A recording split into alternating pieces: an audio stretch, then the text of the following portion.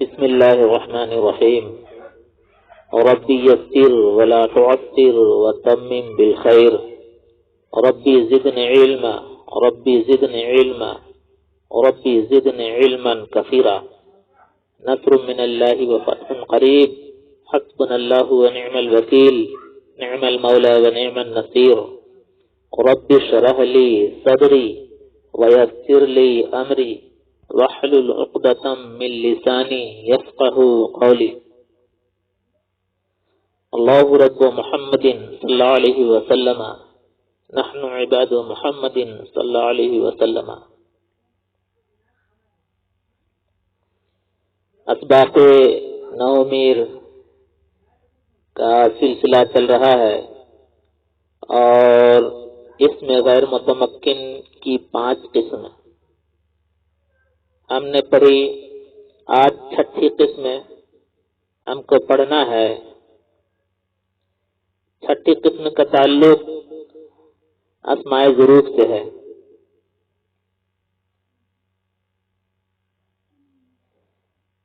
اور مبنی کی بحث چل رہی ہے جس کا تعلق مبنی سے ہے، اسی کی بحث چل رہی ہے. اس میں غیر متمکن کی آج 6ٹھی قسم اسماء ظروف سے ہم شروع کرتے ہیں.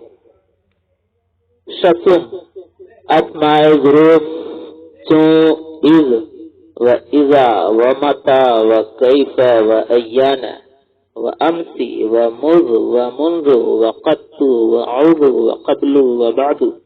وقتی کے مضاف باشند و مضاف الی محذوف منوی باشد و ظرف مکان چو حیث و قدام و تحت و فوق.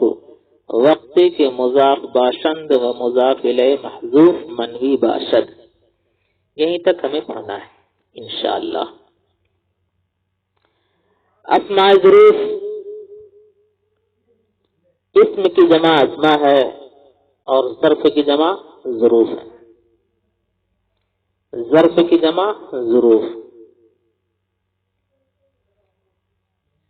ظرف کا تعلق 2 چیزوں سے ہے، ایک زمان اور ایک مکان سے.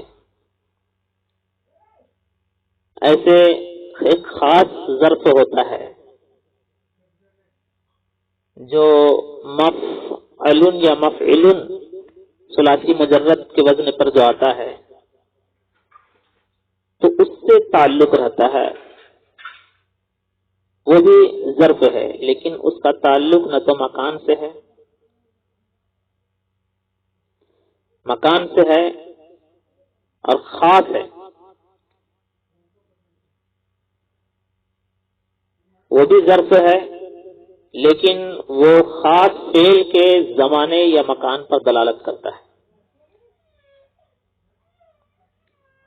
تو اس کے بعد ظرف کی بھی اور قسمیں ہیں.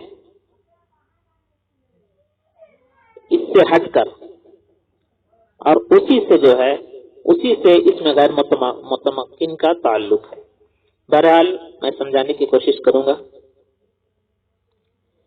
پہلے میں نے جو عبارت پڑھی ہے اس کا میں لفظی ترجمہ کر لیتا ہوں، اس کے بعد تشریحات و توضیحات کی طرف چلنے کی کوشش کروں گا.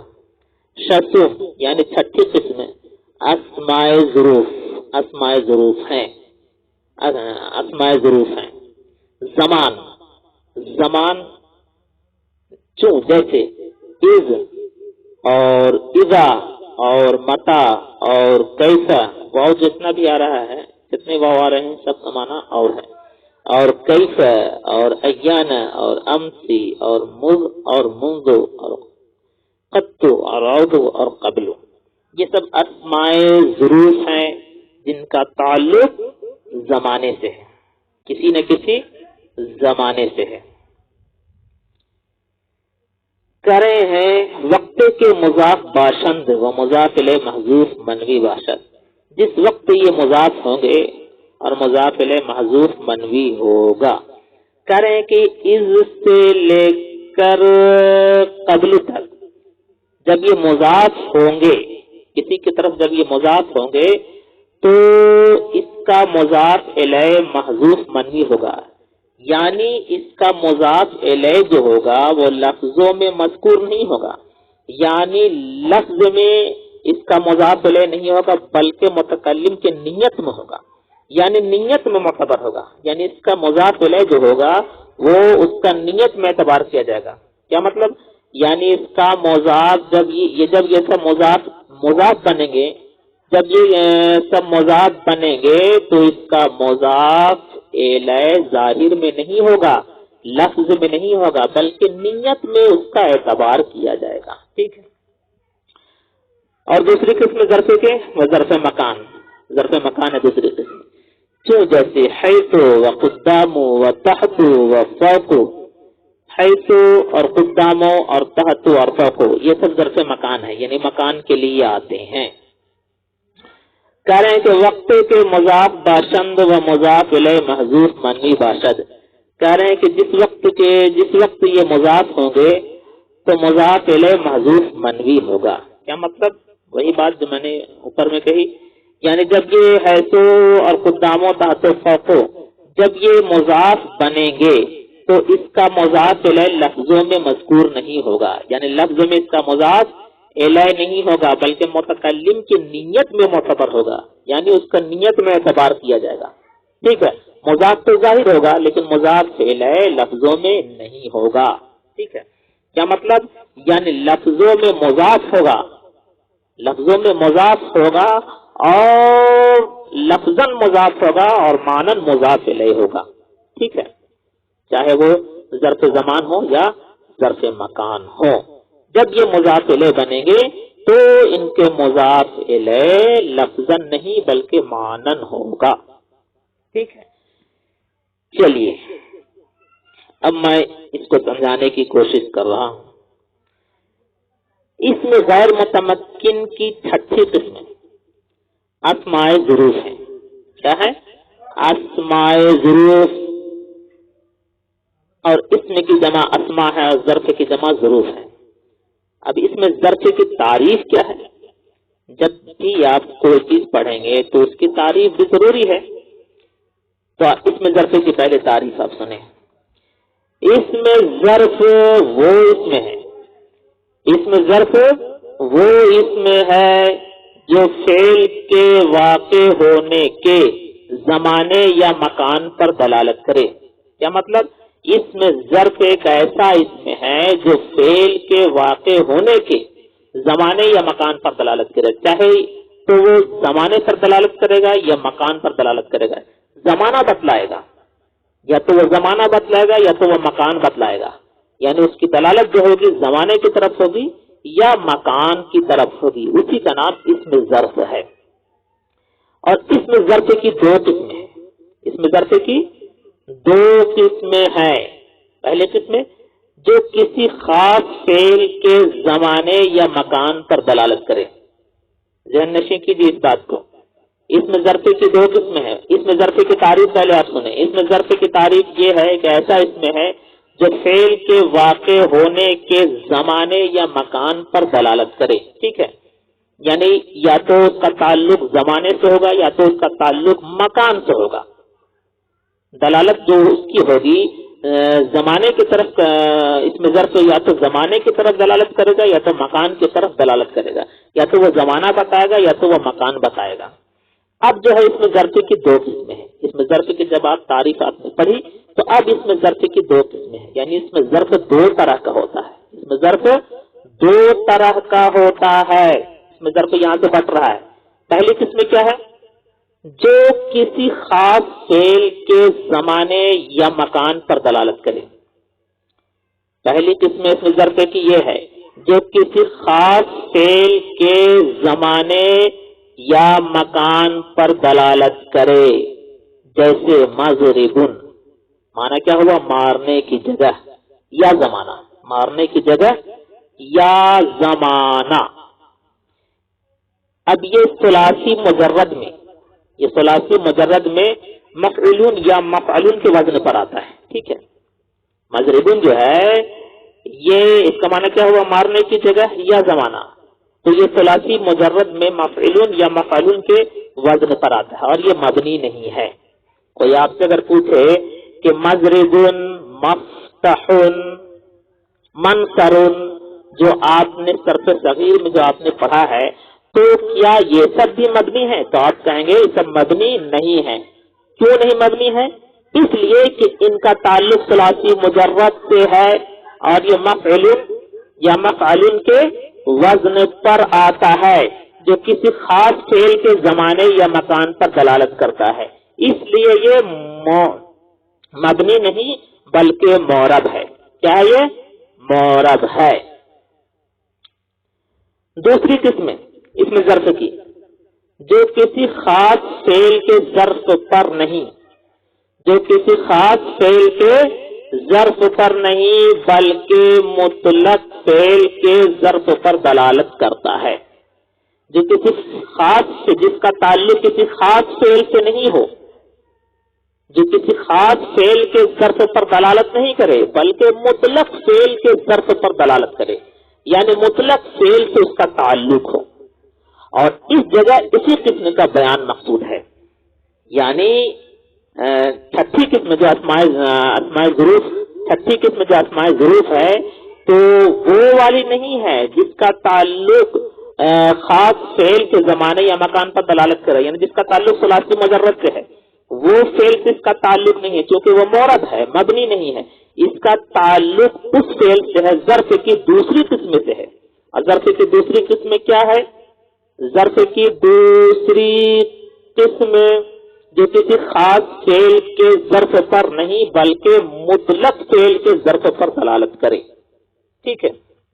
اور اس جگہ اسی قسم کا بیان مقصود ہے، یعنی اس جگہ جو ہے دوسری قسم کا اعتبار کیا گیا ہے. ٹھیک ہے.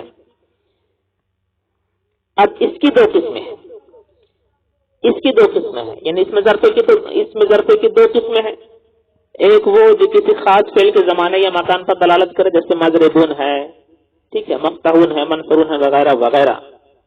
اور دوسری قسم جو کسی خاص فعل کے ظرف پر نہیں بلکہ مطلق فعل کے ظرف پر دلالت کرے. اب اس کی دو قسمیں ہیں، اس کی دو قسمیں ہیں. پہلی قسم ظرف زمان، دوسری قسم ظرف مکان. ٹھیک ہے. اس کی دو قسمیں ہیں. سمجھ میں آ گیا؟ یعنی آپ کو یہ بات ذہن نشین کرنی ہے کہ اس میں ظرف ایک ایسا اسم ہے جو فعل کے واقع ہونے یا زمانے، یا جو فعل کے واقع ہونے کے زمانے یا مکان پر دلالت کرے. ٹھیک ہے. اور اس میں ظرف کی دو قسمیں ہیں. جو پہلی قسم جو کسی خاص فعل کے زمانے یا مکان پر دلالت کرے، جیسے مضربون، جو جن کا تعلق ثلاثی مجرد سے ہو، جیسے مفعولون یا مفعولون کے وزن پر جو آتا ہے. ٹھیک ہے. اور یہ مورب ہے، مبنی نہیں ہے، مبنی نہیں ہے. دوسری قسم جو ہے جو کسی خاص فعل کے ظرف پر نہیں بلکہ مطلق فعل کے ظرف پر دلالت کرے. اور اس جگہ اسی قسم کا بیان مقصود ہے. یہی قسم آپ کو سمجھنا ہے. ٹھیک ہے. ابھی اس کی دو قسمیں ہیں. جو ظرف کی دوسری قسمیں ہیں اس کی دو قسمیں ہیں. پہلی قسم کیا ہے؟ ظرف زمان ہے، ظرف زمان ہے. دوسری قسم ظرف مکان. ٹھیک ہے. ظرف کی دوسری قسم کی دوسری قسم، ظرف کی دوسری قسم کی دو قسمیں ہیں. تو پہلی قسم ظرف زمان ہے اور دوسری قسم ظرف مکان ہے. اب ظرف زمان میں کون کون ہے؟ جیسے از، آپ نے کیا پڑھا؟ از پڑھا. تو از یہ مبنی ہے. اب مبنی ہے تو مبنی کی پہچان کیا ہے؟ مبنی کس بنیاد پر یہ ہے؟ تو یہ مبنی در سکون ہے. یعنی مبنی جو ہے یہ سکون کے ساتھ اس کا تعلق ہے، اس لیے یہ مبنی ہے. دیکھیے اب سکون کہاں ہے؟ ساکن کہاں ہے؟ آخر میں. آخری والا حرف پر دیکھنا ہے آپ کو. جو بھی جتنے کلمات ہیں سب کلمات کو اگر آپ دیکھیں گے تو اس کا آخری والا حرف دیکھیں گے. اس کا آخری والا حرف کیسا ہے؟ آخری والا حرف بتلائے گا کہ یہ ساکن ہے یا کیا ہے، وغیرہ وغیرہ. ٹھیک ہے. تو از مبنی بر سکون، اس کیا ہے؟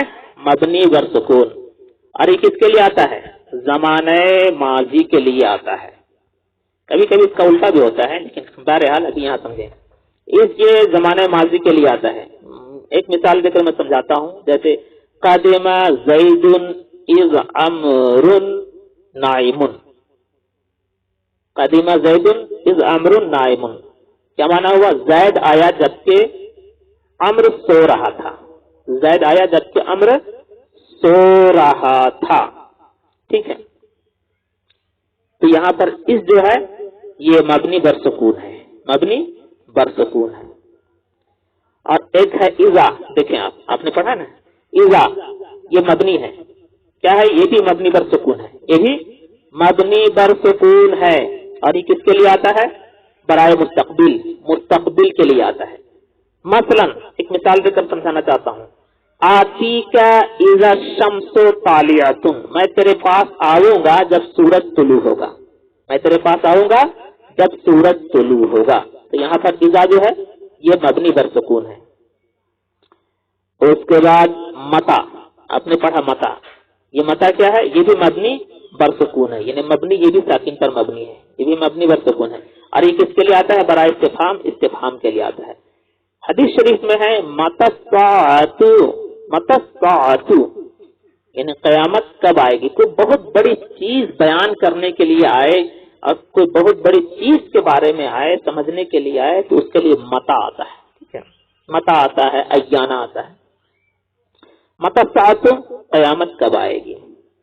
اس کے بعد کیسا، ایک آپ نے پڑھا ہے کیسا، کیسا یہ کیا ہے؟ کیسا یہ مبنی بر فتح ہے، یعنی یہ فتح پر مبنی ہے، یہ ٹھیک ہے، کیسا مبنی بر فتح ہے، اور مجازن اس میں ظرف ہے۔ یہ کوئی آپ سے پوچھے کیسا جو ہے یہ کیا ہے، تو آپ کہیں گے یہ مبنی بر فتح ہے، اور حقیقتا نہیں بلکہ مجازن اس میں ظرف ہے، مجازن اس میں ظرف ہے، ٹھیک ہے، مجازن اس میں ظرف ہے، اور حالت دریافت کرنے کے لیے آتا ہے، اس کے لیے آتا ہے حالت دریافت کرنے کے لیے آتا ہے۔ مثلا کیفا زید، زید کیسے ہے، تندرست یا بیمار، اس کے لیے آتا ہے، ٹھیک ہے۔ اس کے بعد ایک ایانا ہے، ایانا، ایانا یہ کیا ہے؟ یہ بھی مبنی ہے، مبنی بر فتح، یعنی مبنی ہے کس کے ساتھ؟ فتح کے ساتھ۔ ایانا، نون پر دیکھیں، نون زبرنا، ایانا یہ مبنی بر فتح ہے، کس کے لیے آتا ہے؟ یہ برائے زمانے مستقبل، زمانے مستقبل کے لیے، زمانے مستقبل کے لیے، اور کوئی بہت بڑی چیز پوچھنے کے لیے آتا ہے یہ، جیسے ایانا یوم الدین، ایانا یوم الدین، جزا کا دن کب ہوگا، جزا کا دن کب ہوگا۔ اس کے بعد ایک امسے ہے، امسے یہ مبنی بر کسر ہے، یہ مبنی کس کے ساتھ ہے؟ کسرہ کے ساتھ ہے، یہ ٹھیک ہے، مبنی بر کسر ہے، معنی اس سے کیا ہوتا ہے؟ کل گزشتہ، جو کل گزر گیا اس کے لیے آتا ہے یہ۔ اس کے بعد ایک ہے مز، مز یہ مبنی بر سکون ہے۔ اس کے بعد ایک ہے منزو، یہ مبنی بر ضم ہے، یعنی ضمہ کے ساتھ یہ مبنی ہے۔ مز اور منزو یہ دونوں اگر آپ سے کوئی پوچھے یہ دونوں کس کے لیے آتے ہیں، تو آپ کہیں گے یہ دونوں فعل مقدم کی مدت کی ابتدا بیان کرنے کے لیے آتے ہیں، یہ دونوں فعل مقدم کی مدت کی ابتدا بیان کرنے کے لیے آتے ہیں، اگر ان کا مدخول زمانے گزشتہ ہو، اگر ان کا مدخول زمانے گزشتہ ہو، جیسے ما رأیتہ مذ او منذ یوم الجمعۃ، یعنی میرے اس کو نہ دیکھنے کی ابتدا جمعہ کا دن ہے، یعنی میں نے اس کو جمعہ کے دن سے نہیں دیکھا ہے، میں نے اسے جمعہ کے دن سے نہیں دیکھا، میں نے اسے جمعہ کے دن سے نہیں دیکھا، تو اس کے لیے مز اور منزو آتا ہے، یعنی فعل مقدم جو ہوتا ہے اس کی مدت کی ابتدا، یعنی یہ بتا کہ جمعہ کے دن سے میرے نہ دیکھنے کی جو مدت ہے وہ جمعہ کے دن سے ہے، میں نے جمعہ کے دن سے اسے نہیں دیکھا ہے، اور اس کے لیے کیا آتا ہے؟ مز اور منزو آتا ہے، یعنی میرے اس کو نہ دیکھنے کی ابتدا جمعہ کا دن ہے، اور ان کا مدخول اور اگر ان کا مدخول زمانے حاضر ہو تو تمام مدت بیان کرنے کے لیے آتے ہیں، جیسے ما رأیتہ مذ و منذ یومانی، یعنی میرے اس کو نہ دیکھنے کی تمام مدت 2 دن ہے، یعنی میں نے اس کو 2 دن سے نہیں دیکھا ہے، یعنی میرے اس کے نہ دیکھے ہوئے 2 دن ہو گئے، اس کو نہ دیکھنے کی تمام مدت جو ہے وہ 2 دن ہے، کتنی ہے وہ؟ 2 دن ہے، ٹھیک ہے، تو اس کے لیے مز اور منزو آتے ہیں۔ ایک ہے قطو. قطو یہ مبنی پر ضم ہے. کس کے ساتھ مبنی ہے؟ یہ ضمہ کے ساتھ. اور یہ فعل کس کے لیے آتے ہیں؟ یہ فعل ماضی منفی کی تاکید کے لیے آتا ہے. فعل ماضی منفی کی تاکید کے لیے آتا ہے. یعنی یہ بیان کرنے کے لیے کہ فعل ماضی گزشتہ تمام زمانوں میں منفی ہے. جیسے ما رأیتہ قط، میں نے اسے کبھی نہیں دیکھا، یعنی اس کے نہ دیکھنے کا انکار ہے، تو اس کے لیے قطو آتا ہے. یعنی میں نے اس کو کبھی نہیں دیکھا، دیکھا ہی نہیں ہوں، اس کے لیے کیا آتا ہے؟ قطو آتا ہے. ایک ہے اعوذ. اعوذ یہ مبنی برزم ہے، مبنی برزم ہے، اور یہ فعل مستقبل منفی کی تاکید کے لیے آتا ہے. اس کے لیے آتا ہے فعل مستقبل منفی کی تاکید کے لیے آتا ہے. یعنی یہ بیان کرنے کے لیے کہ فعل آنے والے تمام زمانوں میں منفی ہے. کیا مطلب؟ جیسے لا اراہ اعوذ، میں اسے کبھی نہیں دیکھوں گا، تو اس کے لیے کیا آئے گا؟ اعوذ آئے گا. ٹھیک ہے. اب اس میں تاکید رہے گی، یعنی زمانہ مستقبل جو ہے، یعنی فعل مستقبل منفی کی تاکید کے لیے اعوذ آتا ہے. اس میں تاکید کے ساتھ یہ کہا جا رہا ہے کہ میں اسے کبھی نہیں دیکھوں گا، یعنی دیکھوں گا ہی نہیں، تو اس کے لیے اعوذ آتا ہے. اس کے بعد ہے قبلو اور بعدو. یہ ظرف زمان ہے، یہ ظرف زمان ہے، لیکن کبھی کبھی ظرف مکان کے لیے بھی یہ آ جاتے ہیں. بعض اوقات ظرف مکان کے لیے بھی آ جاتے ہیں. جیسے جلست قبلک او بعدک، میں تجھ سے اگلی یا پچھلی نشست پر بیٹھا، تو کبھی کبھی ظرف مکان کے لیے بھی آتے ہیں یہ دونوں. ٹھیک ہے. اس کے بعد اوزو قبلو اور بادو. اوزو قبلو اور بادو تھوڑا سا سمجھ لیجیے آپ. اوزو قبلو اور بادو اس وقت مبنی بر ضم ہوں گے، یعنی ضمہ کے ساتھ اس وقت مبنی ہوں گے جبکہ ان کا مضاف الیہ لفظوں میں مذکور نہ ہو.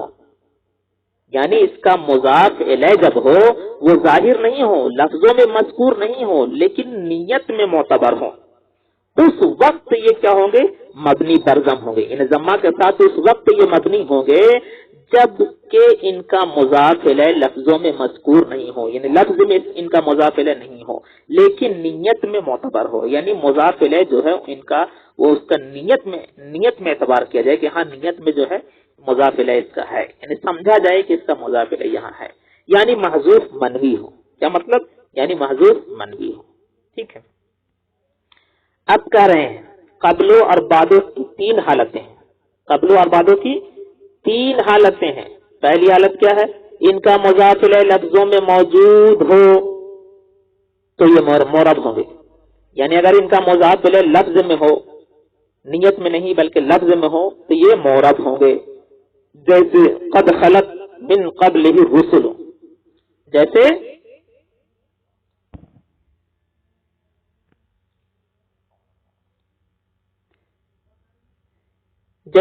قد خلت من قبلہ الرسل.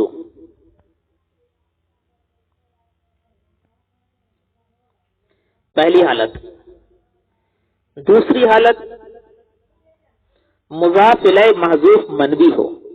مضاف الیہ محذوف منوی ہو یعنی کیا مطلب؟ یعنی لفظ میں مضاف الیہ نہیں ہو بلکہ نیت میں ہو. جیسے عموماً کتابوں کی ابتدا میں آتا ہے اما بعد، پڑھتے کہ نہیں؟ اما بعد، تو اصل میں عبارت یہ ہوتی ہے بعد التسمیۃ والحمد والصلاۃ. بعد التسمیۃ والحمد والصلاۃ. بعد التسمیۃ والحمد والصلاۃ. اس جگہ مضاف الیہ لفظوں میں محذوف اور نیت میں معتبر ہے.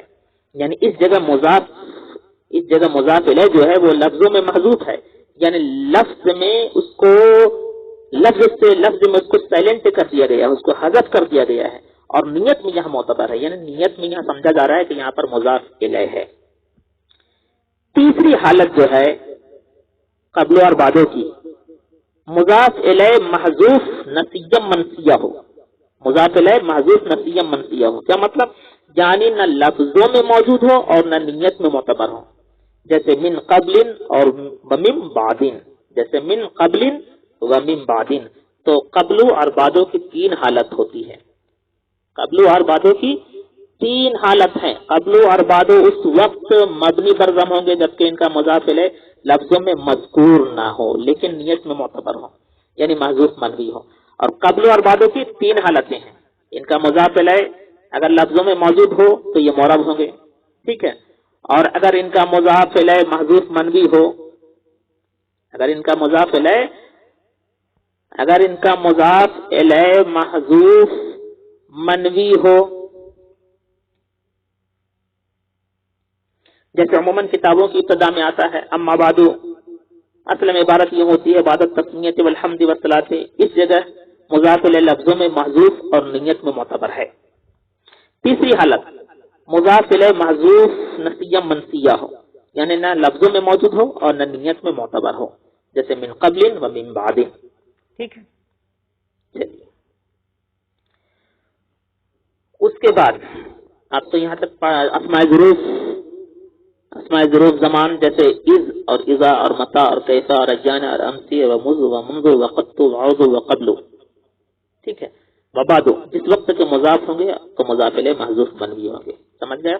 اور دوسری قسم کیا ہے؟ ظرف مکان ہے، اور ظرف مکان کیوں، جیسے حیث اور قدام اور تحت اور وقت، تحت اور فوق، جس وقت یہ مضاف ہوں گے تو مضاف الیہ محذوف منوی ہوں گے۔ کیا مطلب؟ یعنی کہہ رہے ہیں کہ ظرف کی دوسری قسم ظرف مکان ہے، ظرف کی دوسری قسم ظرف مکان ہے، جیسے حیث یہ مبنی پر ضم ہے، یہ مبنی پر ضم ہے، ظرف مکان جیسے اوصلی حیث صلیت، میں اس جگہ نماز پڑھتا ہوں جہاں تو نے نماز پڑھی، ٹھیک ہے۔ ومن حیث خرجت، قدامو اس کا معنی آگے آتا ہے، تحتو اس کا معنی نیچے آتا ہے، فوقو اس کا معنی اوپر آتا ہے۔ یہ چاروں اس وقت مبنی برضم ہوں گے جبکہ ان کا مضاف الیہ محذوف منوی ہو، ٹھیک ہے، تب یہ مبنی برضم ہوں گے۔ حیث کا مضاف الیہ بعد والے فعل کا مصدر ہے جو حقیقتاً مذکور نہیں ہے لیکن نیت میں معتبر ہے، اس لیے مبنی برضم ہے۔ کہا جائے گا ھذا،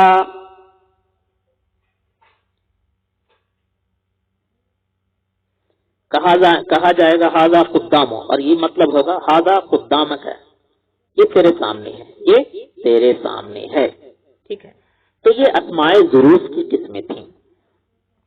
اب میں بالکل اور آسان طریقہ سے آپ کو سمجھانے کی کوشش کر رہا ہوں، تصریحات و توضیحات کے ساتھ۔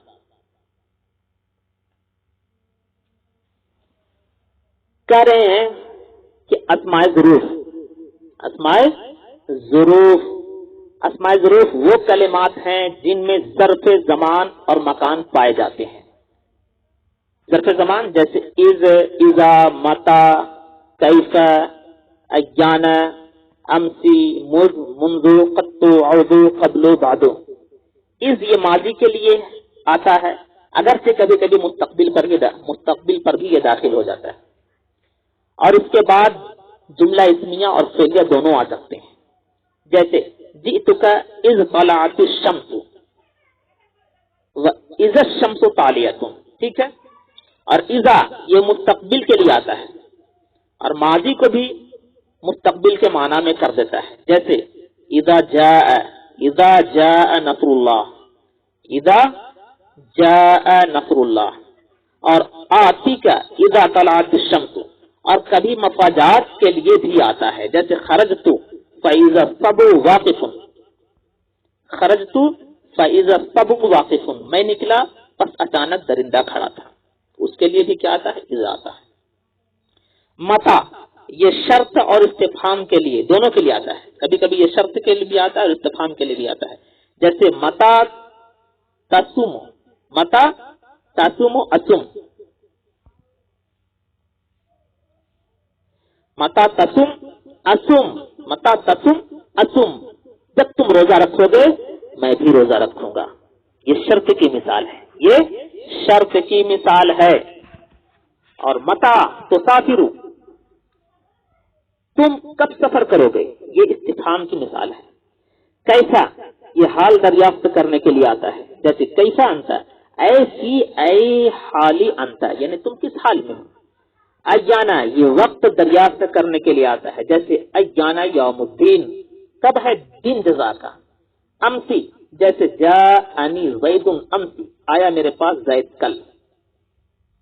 مز اور منذ یہ دونوں کام کی ابتدائی مدت بتاتے ہیں، یہ دونوں کام کی ابتدائی مدت بتاتے ہیں، جیسے ما رأیتہ مذ یوم الجمعہ، میں اسے جمعہ کے دن سے نہیں دیکھا، اور پوری مدت کے لیے بھی آتے ہیں۔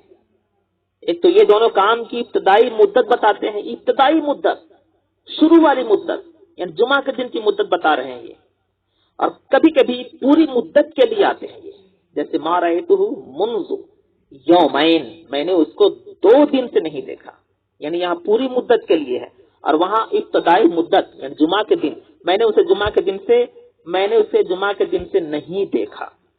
تو یہاں ابتدائی مدت بیان کر رہے ہیں، ابتدائی مدت بیان کر رہے ہیں، اور ما رأیتہ مذ یوم الجمعہ، یہاں پر پوری مدت بیان کر رہے ہیں، دیکھنے کی پوری مدت یہاں پر بیان ہو رہا ہے۔ ٹھیک ہے، میں نے اس کو 2 دن سے نہیں دیکھا۔ ایک لفظ ہے قطو، یہ ماضی منفی کی تاکید کے لیے آتا ہے، یہ ماضی منفی کی تاکید کے لیے آتا ہے، جیسے ما ضربت قطو، میں نے اس کو ہرگز نہیں مارا، میں نے اس کو، کس کے لیے ہے؟ ماضی منفی کی تاکید، یعنی ماضی منفی بھی ہے اور یہاں پر تاکید کی جا رہی ہے کہ میں نے اسے ہرگز نہیں مارا۔ ٹھیک ہے، میں نے اسے ہرگز نہیں مارا۔ اس کے بعد ہے ایک لفظ عوضو، عوضو یہ مستقبل منفی کی تاکید کے لیے آتا ہے، جیسے لا اضربہ عوضو، میں اسے کبھی نہیں ماروں گا، یہ مستقبل کے لیے، ٹھیک ہے، میں اسے کبھی نہیں ماروں گا۔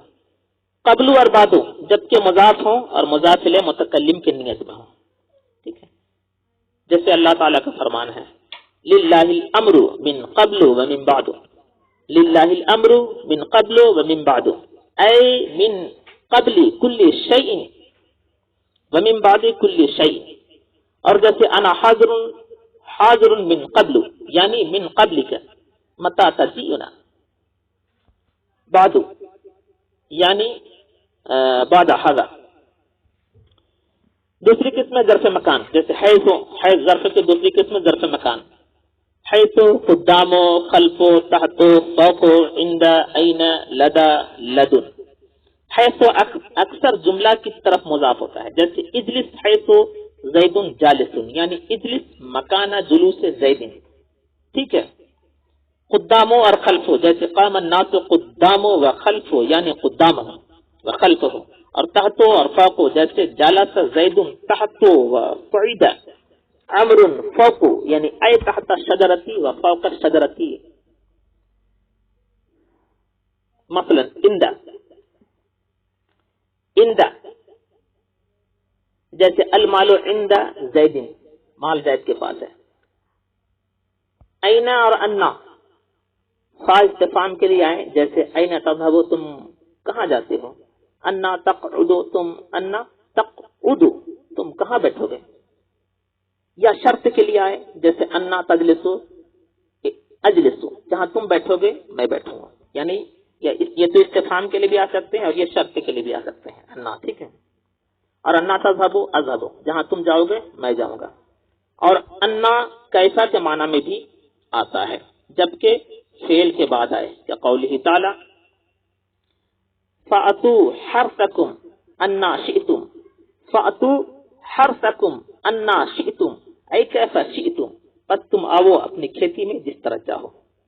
ایک ہے لدا اور لدن، یہ دونوں اندا کے معنی میں آتے ہیں، اور فرق اندا، اگر کوئی آپ سے پوچھے لدا اور لدن اور اندا میں کیا فرق ہے تو آپ کہیں گے، اور فرق اندا اور ان دونوں میں یہ ہے کہ اندا میں شے کا قبضہ اور ملک ہونا کافی ہے، اندا میں شے کا قبضہ اور ملک ہونا کافی ہے، ہر وقت پاس رہنا ضروری نہیں، ہر وقت پاس رہنا ضروری نہیں، ٹھیک ہے۔ جیسے المال عند زید، مال زید کے پاس ہے، خواہ مال خزانہ میں ہو یا اس کے پاس حاضر ہو۔ اور المال لدا زید اس وقت کہیں گے جب مال زید کے پاس حاضر ہو، بس اندا عام ہے۔ تو اب یہاں سے بات سمجھ میں آ گئی، اندا عام ہے اور لدا اور لدن خاص ہے، ٹھیک ہے، تو یہ تھی ظرف کی بحث. اسماء ظروف کی بحث تھی جن کا تعلق اس میں غیر متمکن سے ہے اور اس میں غیر متمکن کی یہ کیا